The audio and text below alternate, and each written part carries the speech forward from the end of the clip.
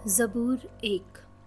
मुबारक है वो आदमी जो शरीरों की सलाह पर नहीं चलता और ख़ताकारों की राह में खड़ा नहीं होता और ठट्ठाबाजों की मजलिस में नहीं बैठता, बल्कि खुदावंद की शरीयत में उसकी खुशनुदी है और उसकी शरीयत पर दिन रात उसका ध्यान रहता है। वो उस दरख्त की मानद होगा जो पानी की नदियों के पास लगाया गया है, जो अपने वक्त पर फलता है और जिसका पत्ता भी नहीं मुरझाता। सो जो कुछ वो करेगा बारबार होगा। शरीर ऐसे नहीं, बल्कि वो भूसे की मानद हैं जिसे हवा उड़ा ले जाती है।